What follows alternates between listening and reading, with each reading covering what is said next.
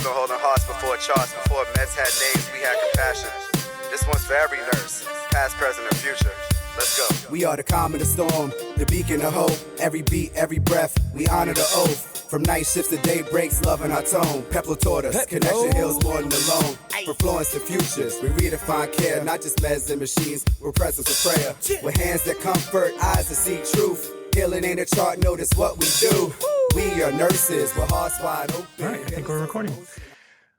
Welcome back, everybody, to another episode of Peplau's Ghost. I am incredibly excited to introduce our next guest, who I just was saying before we started recording, I think our passions have aligned here. And so it's great to have Miss Traci Powell, who is a dual certified neonate and psych mental health nurse practitioner, the founder of Trauma Healing Nurses and Nurses Healing Nurses. She promotes herself as the trauma psych nurse practitioner. So excited to have her here and get into that conversation as well.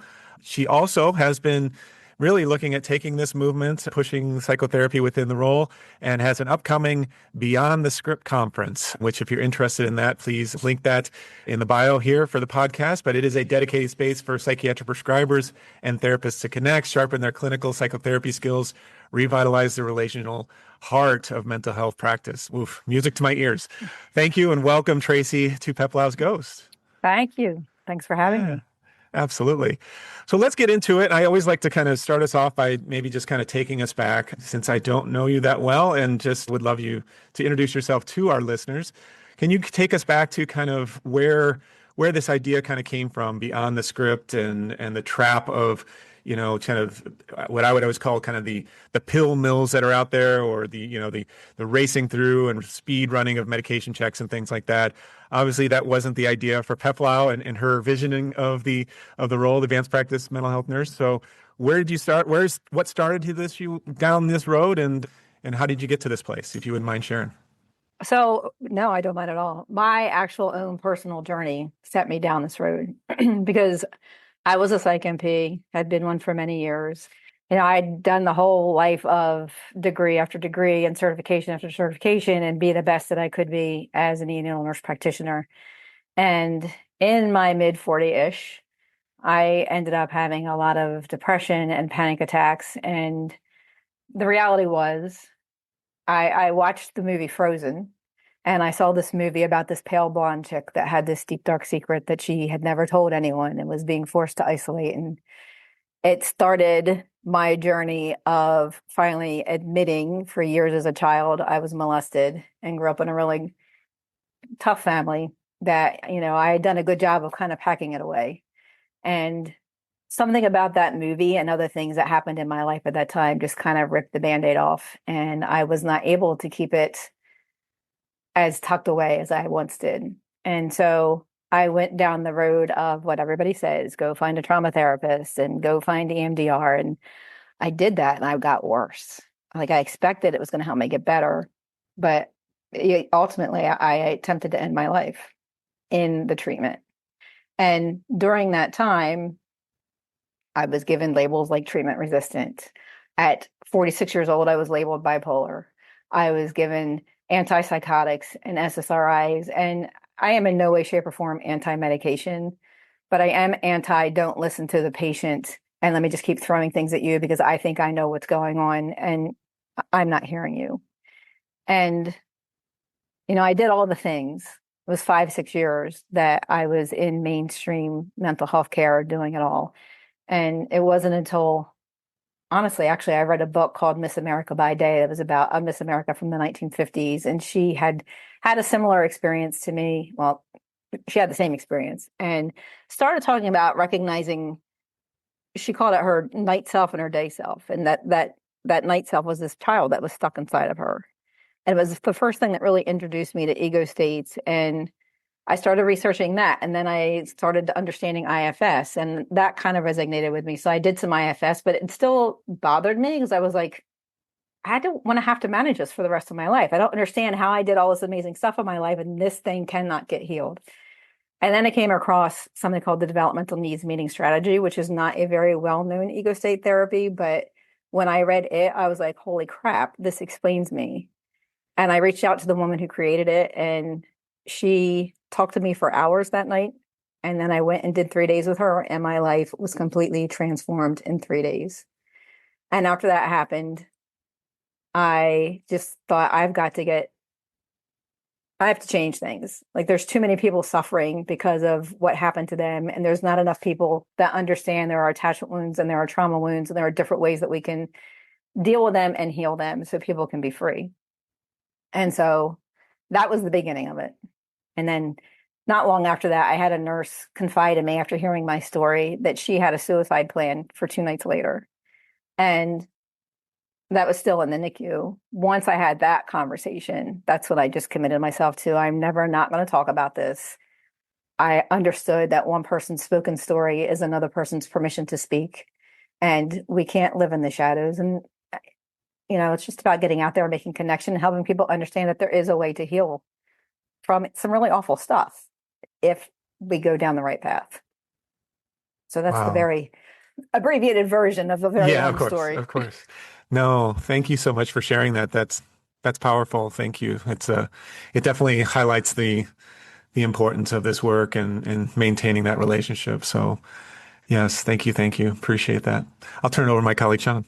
Traci, I'm interested if you could perhaps connect the dots from that personal experience or set of experiences and how that translates to your interests and your passions as it relates to stress within the profession of nursing.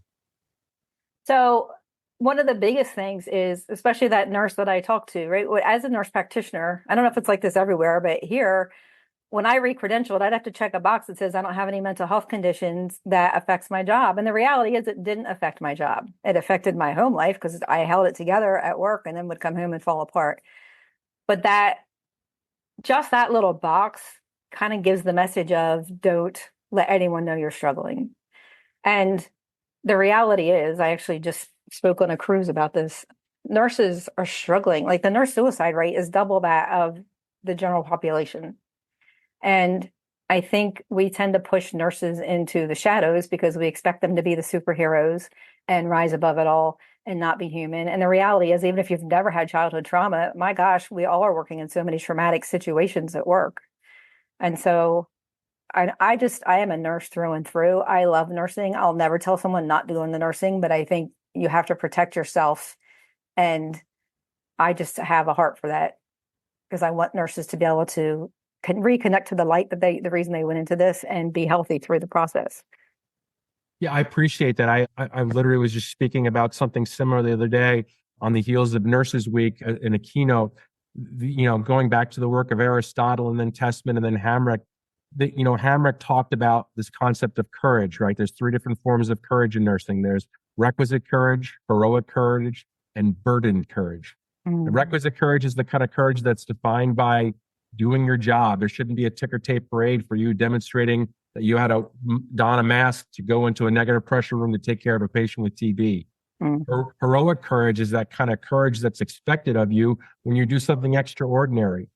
But what we're finding in healthcare, specifically in nursing, is that there's an unrealistic expectation of us demonstrating burdened courage.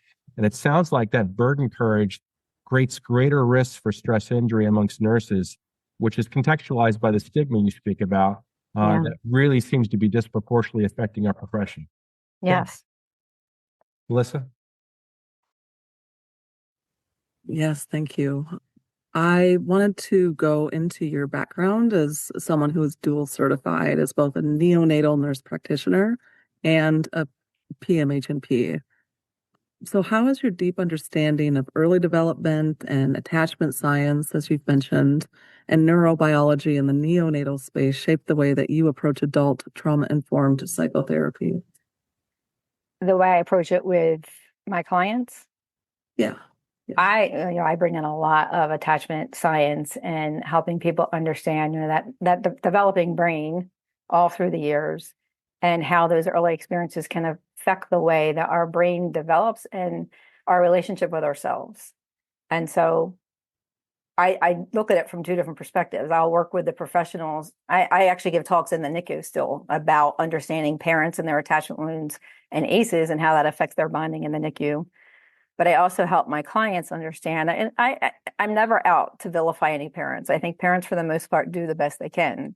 and don't know when they're bringing their own wounds to the table. And so helping my clients understand how those early experiences can be impacting what they're feeling today, and then connecting the dots between those experiences and today so that we can then get to the root of what's going on and heal it. Thank you. That's helpful. We actually had a guest a couple of podcast episodes ago talking about attachment as well. And so my brain is going there. Just one follow-up question. I'm curious if there's any like pop psychology sort of, because attachment theory is all out there on social media and people kind of I'm avoiding attachment. I'm this kind of attachment. No. Any sort of challenges with that, or is that actually helpful? So to be honest with you, my challenge with it is it's one more label, right? If I label myself, I'm avoidant, I'm anxious, all those things. For me, it's not about the labels. It's about what do we do beyond it? And so if I have an attachment problem, right, it's looking at what got me to this space and then how can I heal it? And the thing that I love about the developmental needs meeting strategy is it posits that we had emotional developmental needs that were not met as children. And when we can go back to that wounded part of ourselves and meet those developmental needs, that part of us heals and grows up. And most importantly, help that part of us know that it's not stuck in the past anymore. And I have so many people who come to me who never had major traumas and they don't understand why they have this persistent depression. And then when we go, but if you didn't have someone that you could talk to, even about a bad day at school or somebody's bullying you, those things create a sense of insecurity within us. Or if I have a parent who maybe puts me down because I don't do well in school, or maybe I'm not the star soccer player, those are all things that can affect how we see ourselves. And then, we grow up and we think, oh, it just must be me. I just must not, have good self-esteem. But that stuff can affect us. And so that's kind of, how we go into, let's look at the developmental emotional needs that weren't met. And the cool thing about it is the person has inside of them exactly what they need to heal that person. We just got to get their most adult self connected to the wounded part of them and give them a new message. Thank you. And I've looked up now the developmental needs meeting strategy because I am not familiar with that. Yeah, I love it. I wish it was out there more. I teach it to as many people as I can. It's part of my fellowship. And it's amazing because I actually have someone who just finished my fellowship and he put the most beautiful post in my Facebook group about how he has a client he has seen for years. And now he has connected this woman to the stuck part of herself and her resource. And now she, like in one session, she has changed tremendously after years of trying to help her. That's so powerful. Thank you. Yeah. I agree. Very powerful. Thank you, Traci. Yeah, my next question, maybe is coming from a selfish place, but I am curious because I do get this asked every once in a while of a student who maybe is considering becoming a PMHNP. And as myself, they may not know, I always say in my previous life, I was a social worker and did that before getting into nursing and seeing the light and everything. But I'm wondering from your perspective, again, as a neonatal nurse practitioner, and as you saw kind of going back to school and, getting further education in this area, can I ask why you chose nursing? I mean, why didn't you choose maybe going to psychology or other places that maybe have more traditional kind of pathways to being a therapist and such? So. Well, so the truth is I wanted the shortest path to where I was going, and getting my psych NP was it. I never went back with the intention of I want to write prescriptions. I went back with I know what I want my practice to be. And here's the other truth. And Melissa can speak to this. I see a lot of therapy programs just like nursing, right? We go in, we get the general training, but once you graduate, you need to get the specialized training. So all the training I knew I needed, I wasn't going to get in any program. I had to go find the mentors and the techniques I wanted to use, and then develop my own framework for how I was going to apply those things with my clients. So it really was for me, it was just what's the shortest distance between 2 points so I can start get my business open. Yeah, and so maybe that's my follow-up question then too. Was that always your plan to basically start your own practice and become the entrepreneur that you are at this time, or did it's things funny. kind of line up? You're the second person to ask me that this week. I just did another podcast a couple of days ago, and I never, even to this day, I don't see myself as an entrepreneur, which I know is kind of crazy because I work for myself. I went into this because I wanted to help people, and that has been my driving North Star for everything I do. And so now as I teach other psych NPs to do what I do like that, it's just how do I help more people know how to help more people so that, when I look back to the me of 46 years ago or 46 years old, I can look at her and say, I'm putting people out into the world who are who you needed then. So people don't have to be stuck in a system where you're just not really moving forward.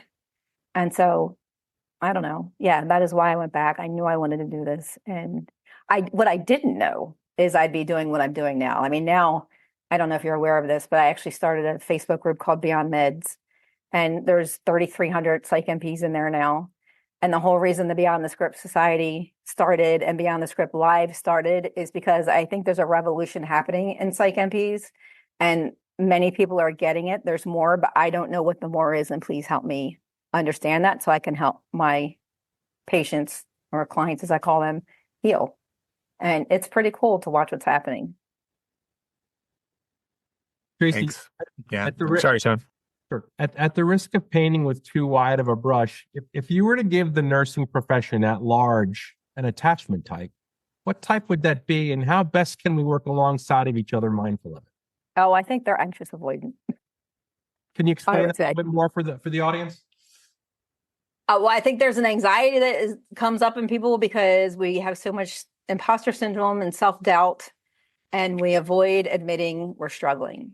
And, like I mentioned, I actually spoke on a cruise for nurses last week, and there were 3,000 nurses on that cruise. And every talk I gave, it was amazing to see how people realize that they could be vulnerable and open up and say, I'm struggling too, and nobody knows. I had one nurse tell me that she sat in her cabin by herself the whole time she went on the cruise by herself. She only came out to go to talks and was contemplating ending her life on that cruise. And then making that connection with others, now she's feeling stronger. She was, willing to go back and do what she needs to do for herself. So it's sad. And I think we just need to find a way to help people not be so anxious and avoid it, and to know we're not meant to be superheroes. We're humans. Yeah. Embracing the irony for a second, if I were to challenge you to write a non-pharmacologic prescription for this, how can we work best with each other to navigate this? So honestly, for me, it's very, very simple. The word that I always feel like we're missing, there's two words, and this goes back to Powell and Jean Watson. I love her too. Connection and caring, period.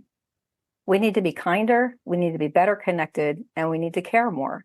And not just about each other, but about ourselves. When we turn away from ourselves, it makes it hard to connect to others. And not for nothing, a lot of people go into nursing because they have had childhood stuff, and they're out in nursing trying to heal everybody else because they have their own stuff that's never been taken care of. And so I think there needs to be a balance. And so that's always my goal, is how can I help people connect, feel less alone, and feel empowered, because we need some empowerment out there. Systems are disempowering nurses. Well said. I appreciate that. Go ahead, Melissa. Thank you. So we've been talking about, your more intensive trauma healing framework, where you focus on helping adult survivors of abuse and other trauma, quote, unbecome what was never them, which I love, to return to their authentic selves. I wonder if you can maybe give an example or just sort of make concrete how you utilize experiential therapy-informed approaches to help a client process that trauma, rather than just treating, a diagnosis like anxiety, depression. So when they come in, for me, the diagnosis of anxiety and depression are not actually diagnoses, they're symptoms, right? They're a symptom of a much bigger issue. Much like if someone came to us with an infection and had a fever, I can focus on the fever, but I'm not going to help the infection. And so I try to help them get to the root of that. And so when they first come, I have an attachment inventory that I do, and we talk about experiences they had as children that may be contributing to what is going on with them. We talk about traumas they may have. And then I use one of two techniques. I actually use a technique that you're not going to find if you look it up, but I call it rapid integration of traumatic experiences, which is taken from the tenets of EMDR, but is much, much faster. Like, I can help someone resolve a trauma experience in minutes, something they've carried for decades. But if there is an attachment wound connected to that, So can I give a quick example? I had a client last week who had an adult experience. She was a realtor who someone had reached out to her and threatened her and was really like saying some really nasty things to her. And it happened about a year ago. She couldn't get out of her head. And it just was this like trauma of seeing his face and the way he acted. And so when I use right for something like that, typically it will discharge the energy quickly. It will help their brain process the trauma and it'll go away. But in this particular case, it wasn't getting better. So then I had to stop her and say, okay, let's talk about this. Help me understand what's going on inside of you. And she's like, the fear is just getting worse. And I just feel so much shame. And so then the question is to check in with that feeling. Does this feel like your most adult self or does it feel younger? And she was able to say, yeah, I feel really young. All right, well, let's go into that. Well, what came up was when she was 10, her neighbor molested her and nobody knew. And so what her brain was connecting was the look on this man's face today was actually connected to when she was 10, her neighbor molested her. She told her father, who was the only person she ever told. He gave her this look of disgust and never dealt with it. So there's the attachment wound. This man who should have loved and protected me looked at me and told me I was a liar. So we had to shift and use the proper. So instead of that trauma technique and like even EMDR, I know there's some attachment protocols that people have written, but EMDR by and large is a trauma processing technique. In this case, she needed that attachment wound processed, which is what I use DNMS for. And once we process that and help that little girl know her dad had issues, right? He didn't have what he needed, the skills to give her what she needed. It wasn't about her. And that's a lot of the issue that we have is parts that are stuck think I'm the problem because in your child's brain, you decide that. So then helping that child to understand it was never about you. And, oh, by the way, you're not a child anymore. You're a grown adult. That helps to free them from that old space that they were sitting in. I really appreciate that example. I think that does make it concrete and really brings out how powerful and like the essence of the work that you're doing here. So thank you. Yeah, thanks. This has been great. Thank you again, Traci, for being our guest. And one of the last questions I'll get to, and maybe Sean will can wrap us up. But and I think this kind of maybe goes full circle a little bit. Is thinking about the healthcare system and the continual pressure. I talk to my students a lot, especially this time of year, as they're graduating and looking to get new jobs and things like that, and doing the work that they actually want to do. I mean, like you said, medications are great; they're life-saving in the right context, but making that connection and actually developing, foundational psychotherapy skills within your practice. What sort of skills or what sort of advice do you have for new grads or even practicing NPs who want to fight for that space to keep practicing that deep relational healing that we've been talking about and Peplau obviously advocated for? So my number one piece of advice is surround yourself with people who think the same way. Because I find, even for as long as I've been doing this, sometimes I'll get in the Psych NP groups and forums and I'll see some comments about you shouldn't be doing therapy. And I will even catch myself going, why am I doing this? So that is why I started PMHNP's Beyond Meds. I was hoping maybe one person out there would respond and I would have a connection. So I didn't feel so alone in this. And like I said, here we are 3,300 strong. So I would say, one, come join us at PMHNP's Beyond Meds. You guys are proof that there are people out there who do believe we should be doing this work and we can do this work. And I personally, and this is just a me thing, but I think nurses are so perfectly poised for this because this is a mind, body, soul issue, right? We understand the neurobiology, we understand the psychology, and we can help people connect their soul and get back to themselves. And so please, please, please surround yourself with the people who are going to guide you down the path that you want to go. And don't feel like you have to get trapped in a job that you don't necessarily want to be in. Not because you can't do it, but because maybe you just don't have the right mentors in your life. Maybe as a follow-up, do you think that's why a lot of people are moving into private practice? And do you have any concern about that kind of trend? Of the people I talk to about this, I think that is largely why. Because there's not, I mean, if you look out there, how many jobs really do you see advertised, I want a PMHNP who can come do therapy? They're just not there. And so, yeah, I think that's why a lot of people are doing it. And I think people are tired of seeing a lot of patients in a short amount of time and being burned out and not really being able to have the time and space. The one thing I hear all the time is psych MDs will say to me, my clients ask me all the time, why can't you be my therapist? And they get frustrated because they can't do those things. And that makes them want to pivot. Hey, Traci, I'm going to ask you one final question to sneak it in here. Sure. In the paradigm of evidence-based practice, can you point our listeners to any outcome evaluation work that you or others have done in this space that kind of supports this valuable approach to care? So, I mean, the honest truth is no, I can't. And DNMS has not been well researched. Certainly what I'm doing, if somebody wants to come and research what I'm doing, I have all the documentation. My answer to that is always this. And I think we have to balance this. Yes, we need evidence-based care. What I do is rooted in evidence that's out there. It's rooted in theory that's out there. But the evidence we had was rooted in somebody's idea at one time. Absolutely. And when we get stuck in that box, then it pulls us away from the connection, right? If I am so convinced that this is what I have to do, because it's what the evidence says, but I have a client across from me who I'm not listening to, then we've lost our connection. Yeah. And so what I will say is, there's evidence about EMDR and adaptive information processing. You can read about that. There's stuff you can read about attachment wounds. There's stuff that will tell you that people with complex trauma in childhood don't do well with EMDR. So that's really my answer to that. It's well said. And the motivation behind me asking that, one, obviously, is to kind of get underneath it, but also we have hopefully a large group of doctoral students who are listening to this podcast right now that maybe they can connect with you and look at your information and use that perhaps as a pilot to kind of bridge that evidence-based gap. So those of you who are listening, reach out to Traci if you're interested in moving in that direction to help her quantify what she knows to be true. Amen, brother. Awesome. Well, we'll leave that flare in the air and just see who catches upon that light. So thank you, Sean. And thank you, Traci. Appreciate everyone listening here and excited about our next upcoming guest.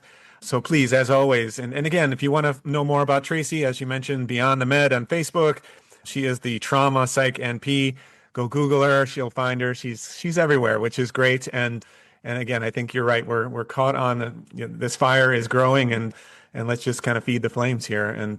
But thank you for listening on this. Like, comment, and please subscribe to our podcast. And we'll be back soon with a new episode. Take care. Bye. Rooted in the past, yeah, we rise through the pain. Carrying the torch through the blood and the rain. We are nurses, the world can't forget. We give our all, no regrets. Modern in our ways, but our roots don't decay.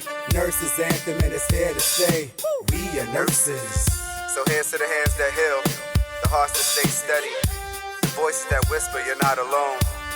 Because nursing isn't just what we do, it's who we are.